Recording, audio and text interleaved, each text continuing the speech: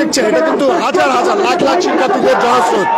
সেখানে যদি 20 জন দাঁড়িয়ে বলে যে ওরা হচ্ছে বিএনপি জামাত শিবিরের লোক, অমুকের লোক, তুমুকের লোক, এটা ব্লেম গেম। শিক্ষার্থীরা এখানে এই যে শিক্ষার্থীদের জনস্রোত দুই জায়গায় না, আর যদি হাজার জায়গায় 2000 জায়গায় যদি এরকম পুলিশের বাধা আসে, শিক্ষার্থীরা সব বাধা এড়িয়ে মারিয়ে সামনে চলে যাবে।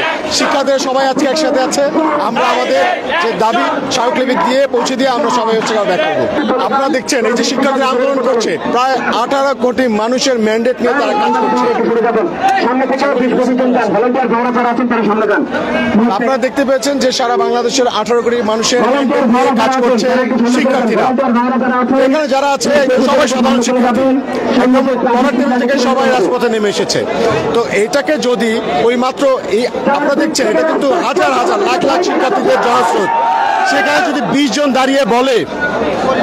দাঁড়িয়ে বলে যে ওরা হচ্ছে বিএনপি জামাত শিবিরের লোক, অমুকের লোক, তুমুকের লোক, এটা ব্লেম গেম। তারা যদি বলে আমরা মুক্তিযোদ্ধার পরিবারের লোক, তাহলে আমার হচ্ছে এখানে চিন্তা হয় যে তারা কেন এই 18 কোটি মানুষের ম্যান্ডেট নিয়ে কাজ করছে, নাকি তারা কোন গোষ্ঠী, রাজনৈতিক গোষ্ঠী তাদের স্বার্থ হাসিল করার জন্য তাদের মদতপুষ্ট হয়ে তাদের অর্থ আত্মসাৎ করে খেয়ে তারা এখন আবল তাবল বলছে সাধারণ মানুষের ব্যাপারে, সাধারণ শিক্ষার্থীদের ব্যাপারে। পুলিশের যে ব্যারিকেড ভেঙে বঙ্গভবনের উদ্দেশ্যে রওনা হয়েছেন।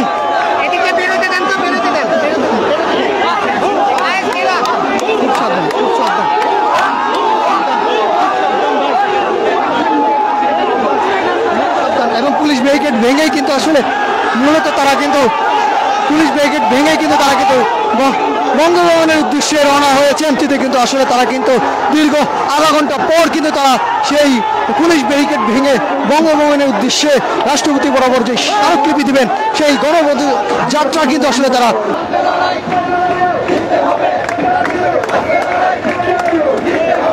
দুপুর 12টা থেকে ঢাকা বিশ্ববিদ্যালয়ের কেন্দ্রীয় লাইব্রেরির সামনে থেকে গণপদযাত্রা কর্মসূচি শুরু করে এবং সেই গণপদযাত্রাটি শাহবাগ থেকে মৎস্য ভবন, তারপর প্রেস ক্লাব হয়ে বঙ্গভবনে পৌঁছাবে।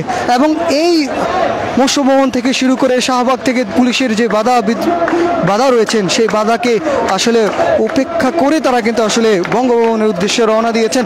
এবং প্রায় আধা ঘন্টা ধরে কিন্তু আসলে পুলিশ ব্যারিকেডে শিক্ষার্থীরা তারা কিন্তু আসলে এক পর্যায়ে রাস্তায় কিন্তু বসে পড়েছিলেন এবং এক পর্যায়ে আইনশৃঙ্খলা বাহিনীর সাথে বিভিন্নভাবে কিন্তু তারা কিন্তু কথা বলছিলেন, বিভিন্নভাবেই তারা কিন্তু আসলে বোঝানোর চেষ্টা করেছিলেন যে তাদের এই